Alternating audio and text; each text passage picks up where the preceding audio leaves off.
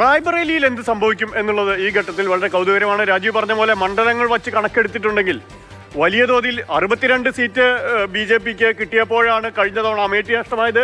72 കിട്ടിയാൽ റായ്ബറേലി കൂടി പോവോ? ഇല്ല, 1.25 ലക്ഷം വോട്ടിന് രാഹുൽ ഗാന്ധി ജയിക്കും. സോണിയാഗാന്ധി ജയിച്ച മണ്ഡലമാണ്. പക്ഷേ കഴിഞ്ഞ തവണ സംഭവിച്ചതിന് സമാനമാണെങ്കിൽ UP-യിലും കോൺഗ്രസിന് അടിത്തറ നഷ്ടമാകുന്നു എന്നുള്ളതാണ് ഈ എക്സിറ്റ് പോൾ ഫലങ്ങൾ സൂചിപ്പിക്കുന്നത്. അമേഠി പോലെ നമുക്ക് റായ്ബറേലിയെ കാണാൻ കഴിയില്ല. അതൊരു ഉറച്ച മണ്ഡലം എന്ന ഉറപ്പിലാണ് രാഹുൽ ഗാന്ധി അവിടെ പോയത്. മാത്രമല്ല, ഒരു സീറ്റില്ലെങ്കിൽ ഒരു സീറ്റിൽ രാഹുൽ ഗാന്ധി തന്നെ അവിടെ മത്സരിക്കണം, വിജയിക്കണം എന്ന കോൺഗ്രസിന്റെ നിർബന്ധ ബുദ്ധി തീരുമാനമാണ് അവിടെ രാഹുൽ ഗാന്ധിയെ സ്ഥാനാർത്ഥിയാക്കിയത്. പോളുകൾ 5 സീറ്റ് വരെയാണ് ഇന്ത്യ മുന്നണിക്ക് നൽകുന്നതെങ്കിലും 15 സീറ്റെങ്കിലും ഉത്തർപ്രദേശിൽ ഇന്ത്യ മുന്നണി ജയിക്കുമെന്നാണ് ഞാൻ വിചാരിക്കുന്നത്. അതിൽ റായ്ബറേലി ഉണ്ടാവും എന്ന് മാത്രമല്ല, അമേഠിയിൽ ഇത്തവണ വളരെ ശക്തമായ മത്സരം നേരിടുന്നുണ്ട് എന്നുള്ള കാര്യം കൂടി ശ്രദ്ധിക്കണം. അമേഠി കോൺഗ്രസ് തിരിച്ചുപിടിക്കാനുള്ള സാധ്യതകൾ വളരെ കൂടുതലാണ്. അവിടെ മറ്റ് ചില മണ്ഡലങ്ങൾ, അലഹാബാദ്, കാൺപൂർ അടക്കമുള്ള ബരാബങ്കി പോലെയുള്ള മണ്ഡലങ്ങളിൽ പോലും BJP ശക്തമായ മത്സരം നേരിടുന്നു എന്നാണ് അവിടെ നിന്ന് ഗ്രാസ് റൂട്ടിൽ പ്രവർത്തിക്കുന്ന മാധ്യമപ്രവർത്തകർ പറയുന്നത്. അതുകൊണ്ട് ഇതൊന്നും അത്ര എളുപ്പമല്ല. 75 സീറ്റ് എന്ന് പോൾസ്റ്റേഴ്സ് പറഞ്ഞാലും നമുക്ക് ഇനിയും കാത്തിരിക്കാം.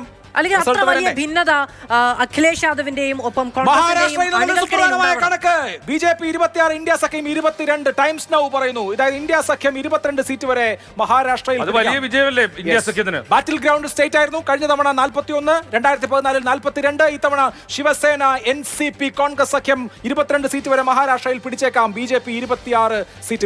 നേരത്തെ പ്രഖ്യാപിക്കപ്പെട്ട എക്സിറ്റ് പോൾ ഫലം അങ്ങനെ അല്ല പറഞ്ഞിരുന്നത്. അവിടെ ശിവസേന ഇല്ലാതാകുന്നു, ഇന്ത്യ മറ്റേതെങ്കിലും ഏജൻസിയുടെ ആയിരിക്കും. ഇതിപ്പോ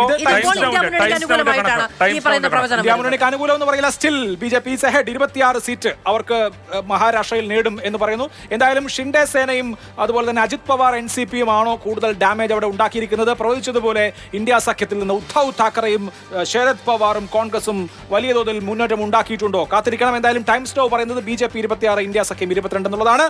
3 സീറ്റുകൾ അധികം നേടുന്നു. 23-ൽ നിന്ന് 26-ലേക്ക് BJP സ്വന്തം നിലയ്ക്ക് മെച്ചപ്പെടുന്നു എന്നാണ് ടൈംസ് നൗ പറയുന്നത്. മഹാരാഷ്ട്രയിൽ ശക്തമായ മത്സരം എന്ന മഹാരാഷ്ട്രയിലെ 2 സഖ്യകക്ഷികളും ഈ വർഷാവസാനം നടക്കാൻ പോകുന്ന നിയമസഭാ തെരഞ്ഞെടുപ്പിൽ ഒപ്പമുണ്ടാകുമോ എന്നുള്ള ആശങ്ക BJPക്ക് അവിടെ ഉണ്ടായിരുന്നു. അതുകൊണ്ട് തന്നെ ഷിൻഡെ സേനയെയും അജിത് പവാറിന്റെ NCPയെയും വലിയ തോതിലൊന്നിലും ബാർഗൈനിങ്ങിന് അനുവദിക്കേണ്ട എന്നൊരു സൂചനയുണ്ടായിരുന്നു.